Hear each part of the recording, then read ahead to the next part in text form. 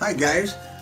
Boy, it has been a long time since I've made a video, but I went out shopping today and I ran into some deals that I thought I might as well just go ahead and share right now. I was actually looking for pipes, estate pipes and pipe paraphernalia, racks and what have you. Didn't find anything really in that, but I was in a big flea market antique shop and there were a lot of people who had records in there. Most of them were just trashy looking. I was not interested in paying $5 for, an old Herman Hermits album that had a rip on the side and just really wasn't very exciting at all to me. But I did find this one fella, and he had a box of albums, all 25 cents. There was no rock and pop, however. But that's what I'm going to show you. They were 25 cents a piece, and after I had paid or picked out what I wanted and went up, I found out there was a 10% discount. So what I thought was a $2 purchase turned out with tax to be $1.97. Woohoo! Anyway, most of the box was gospel, and I was not interested in most of that gospel. But this one, I really didn't know what I was getting when I picked it up. I just thought it looked kind of cool. It's Alfred E. Brumley, and then his life dates, October 29th, 1905 to November 15th, 1977, as sung by Alfred E. Brumley Jr. sings Alfred E. Brumley Sr. Well, I got to looking up, oh, and by the way, it's autographed by Alfred E. Brumley, not Newman, Jr. So I just looked it up. Alfred E. Brumley wrote like 800 gospel songs, and he owned the Hartford Music Company, which was, I think, based in Arkansas. What you're hearing right there is probably the best-known song that he wrote. I'll Fly Away. And if you're not familiar with that song, you're not familiar at all with gospel, or at least not country gospel. Hey, this is really cool. And I'm just playing it for the first time. And listen to I hope you can hear it. I have it pretty low. But these records are all so clean, it's almost scary. And for a quarter, now it's probably the dregs out of a big estate collection or something. I don't know. So anyway, I did get this one gospel. And then there were a couple of Exotica albums that I had to have. There were some others in there. There were some Command records. But I don't know, one of them was a stereo test record, actually. Although, if anybody's really like super into that stuff and wants me to go get them, I'll get them. This is Kauai, Maui, Hawaii. Authentic music of Kauai. I don't know. It was a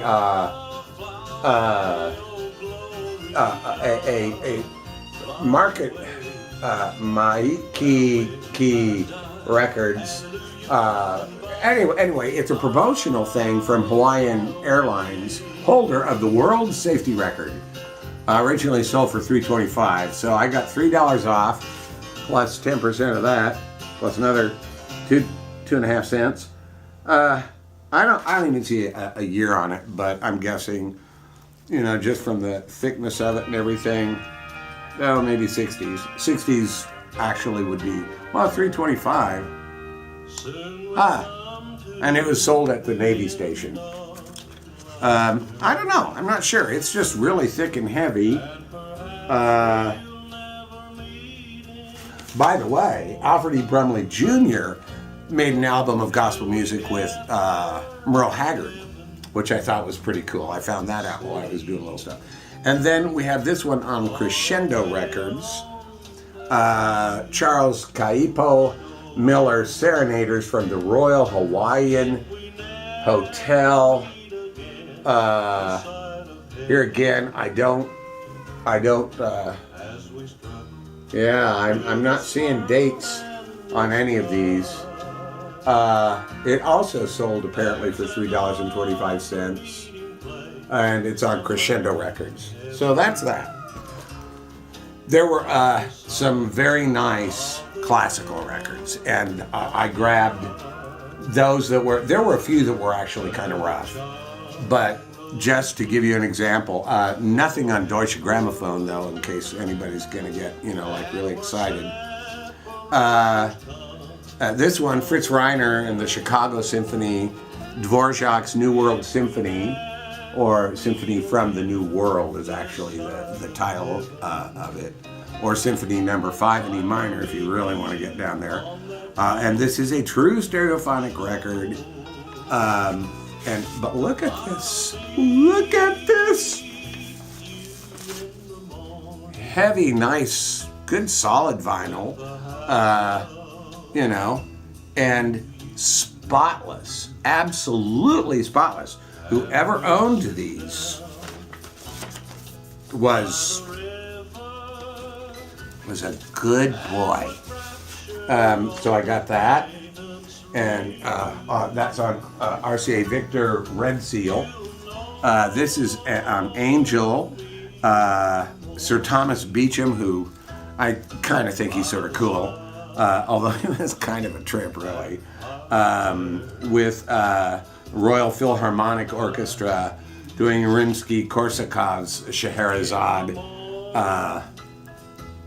which is, I think, pretty cool. And again, in absolutely stunning condition. And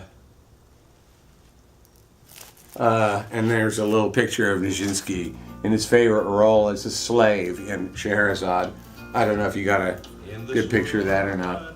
Then this, and I remember this one from being a kid. This is a mono pressing on Columbia, and this is the exact pressing that I think I recall as a child, although I think we probably had it in stereo. Actually, we didn't have it, Grandma and Grandpa had it. But it's Groffet's Grand Canyon Suite, Leonard Bernstein and the New York Philharmonic with John Corigliano playing violin. And this is on a Columbia 2i gray label, which means it's classical. That's what the gray label means. Then here's Nathan Milstein, Mendelssohn's Concerto in B minor and Bruch's Concerto Number 1 in G minor, with the Philharmonia Orchestra conducted by Leon Barzan. And notice this is actually, so far I've showed 4, and 2 of them have been in shrink even. This one isn't. I'm not familiar with the Philharmonia Orchestra or Leon Barzan, but it is on Angel, and Angel is a good label. I think an excellent label for classical music. I wouldn't rank it quite as high as Philips or Deutsche Grammophon overall, but I think in general, yes. And then last of all, this isn't actually classical, this is a musical, Gilbert and Sullivan, the Yeomen of the Guard, with the D'Oyly Carte Opera Company, recorded under the direction of Bridget D'Oyly Carte, and the Royal Philharmonic Orchestra and Sir Malcolm Sargent. I figured, it's not HMS Pinafore, but it's Gilbert and Sullivan. Can I go wrong? And I did open it up and look. Look at that clamshell, and it's still totally intact. Libretto is in here, and it's a 2 record set, and the records, which are London with that really cool stereophonic, and they are just stunningly perfect. So I'm really, really happy, and given the fact that I am on a limited income, I'm retired, living on Social Security, although I'm now old enough I can make as much as I want, and Social Security will not take any money out of my my payments because I'm now full retirement age, even though I did take an early retirement. Now the last one here, this was a gift, and I always feel bad, but this came in the mail one day. It was given to me by David Greenberger. This is, it's A Giraffe is Listening to the Radio. Men and Volts play Captain Beefheart. And it's pretty damn good. It's on the, what's it called? Feeding Tube Records label.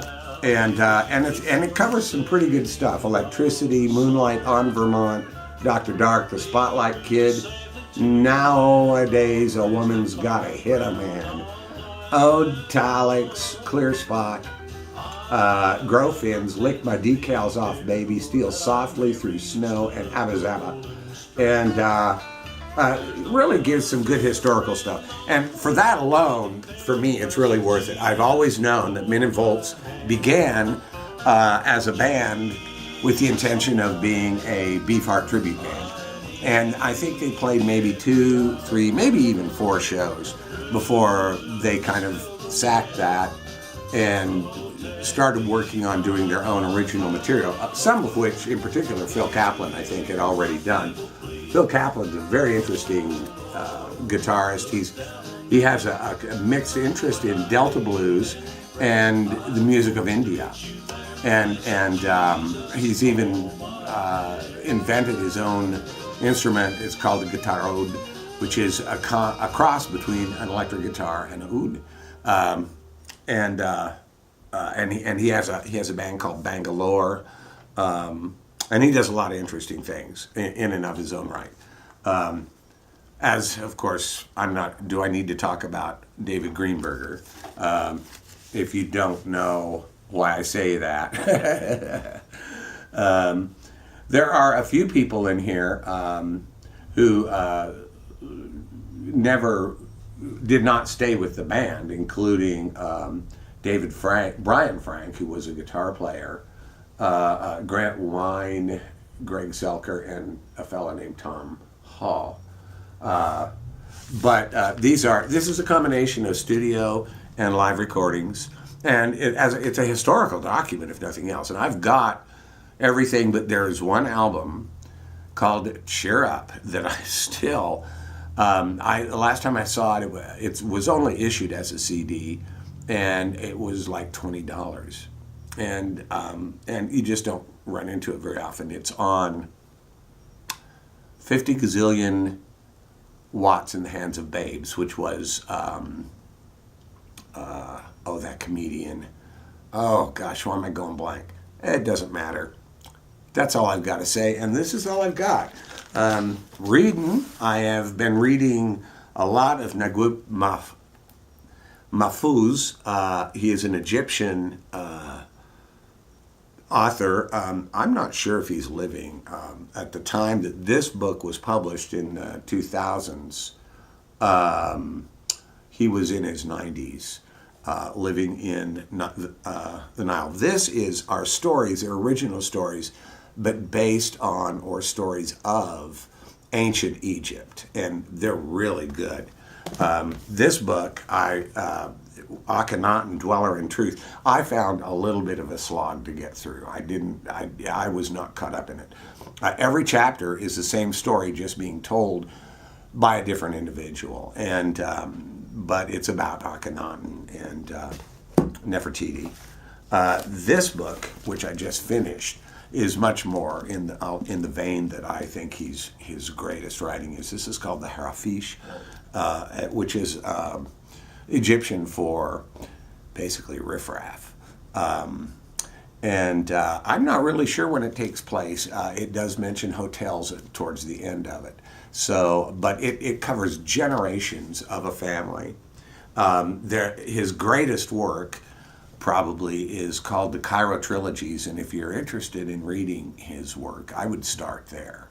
I've read that, and that was what completely captivated me, which also spanned several generations, but not as many. This thing, I mean, there's at least 8 generations in this. It was actually, I was so glad when I read the final chapter of the epic, that's what he refers to it as. The final story in the epic, because the family, it begins a very poor foundling who grows up and becomes the head of a clan, which is really kind of a street gang thing, ruling little neighborhoods in Egypt, in Cairo, and he is held in very high esteem, and then basically through weaknesses and temptation, the whole family just falls further and further down until the final character, who is named after the founder of the family, which is the see if I can pronounce it right, Al-Nagi family. Al-Nagi, I'm not sure, Al-Nagi, and of course is fiction. He's named after him, and by the last story, he and his family are living in the tomb of the son of the founder of the dynasty. The founder himself disappeared, and no one ever saw him again. Nobody knows what happened to him.